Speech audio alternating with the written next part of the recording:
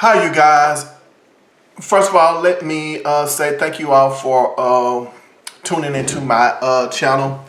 I want to talk to you guys about something that just kind of popped up and it left me feeling some kind of way. I had just finished doing a video and, well, let's just talk about it. So here's the issue here. This is something that really bothers me as a fan, not only as a creative person, but also as a fan. And I was on Facebook, going down my Facebook news feed, and all of a sudden, Hollywood Unlocked has Spinderalla of Salt-N-Pepa fame. She's a part of the Salt-N-Pepa brand. And she's on there, and she's talking about the things that are going on between herself and Salt-N-Pepa.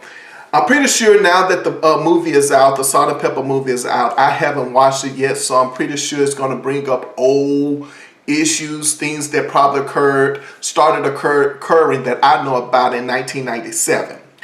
However, I just want to give my quick 2 cents, 5 cents, 10 cents, maybe $1 on this particular situation.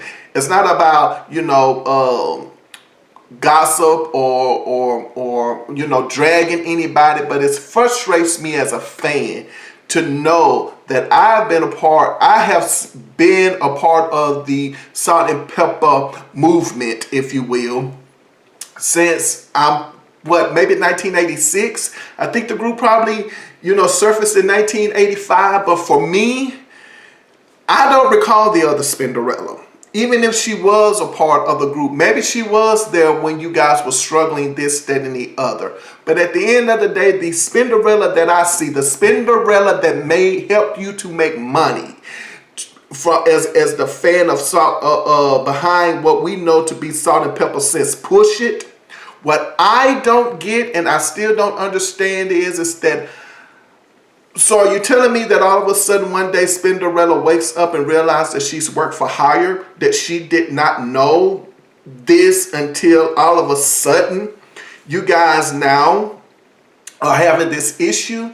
And again, here I am from a fan perspective. My thing is, it does a disservice to even not only your brand, but to your fan base. Yes, there are some fans out there who are probably saying, you know what, I don't care. I saw one comment, oh, well, bring out your violins, this, that, and the other. Who cares? Get over it.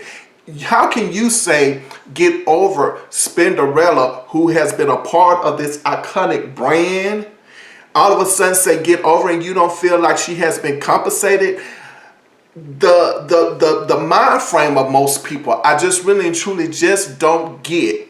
And so again, what I'm saying today, only from a fan perspective, if I'm not mistaken, because I watched, a lot of behind the scenes and this, that, and the other, and I followed Salt-N-Pepa, and I might just do a series on the Salt-N-Pepa as well. I never thought about doing that. But again, I am a diehard fan.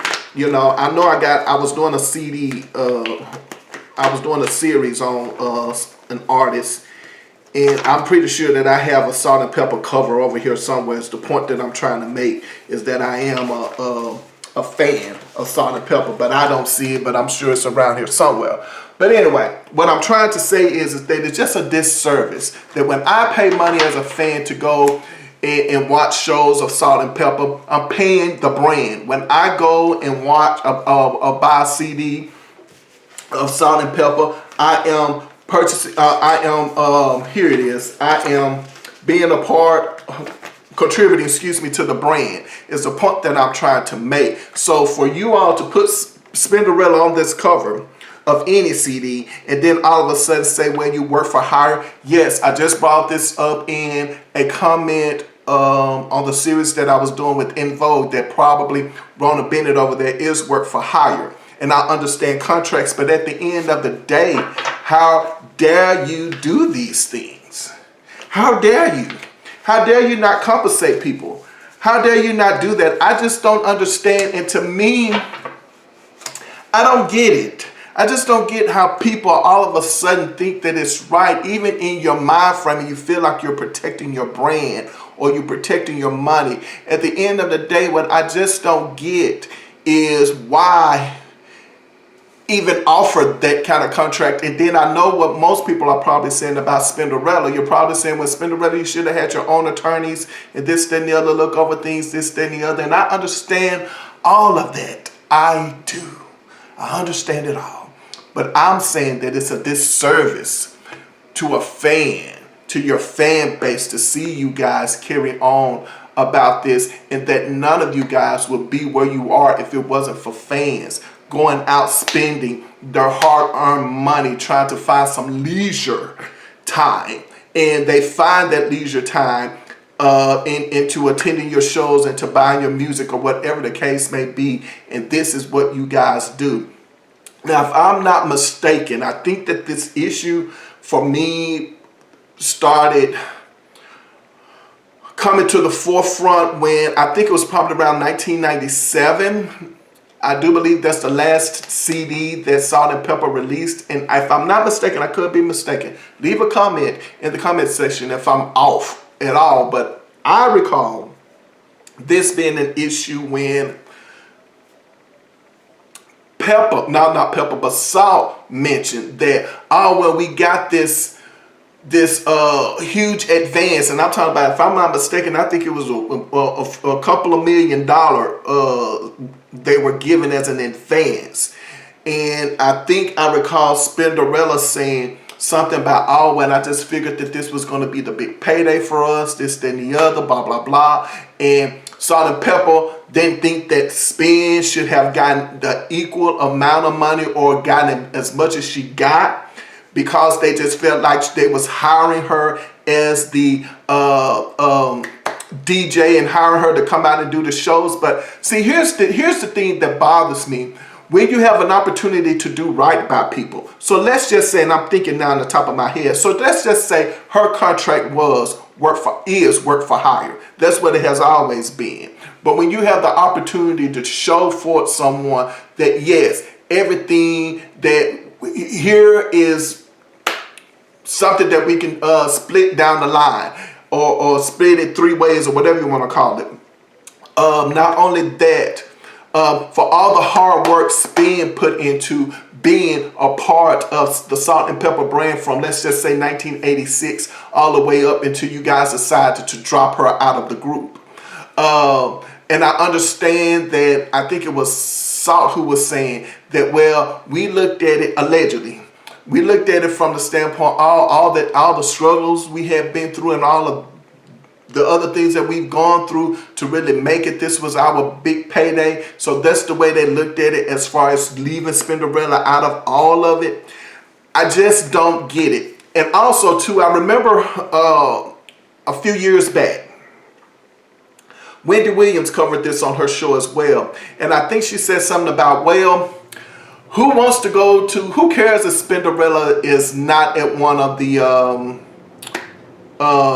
shows, Salt-N-Pepa show? We didn't come to see Spinderalla. I did. I'm the fan that wants to show up to see the Salt-N-Pepa brand. She's a part of the brand. So to not have her as a fan, so you're telling me as a fan that we don't care about you as a fan, that's what you want to see.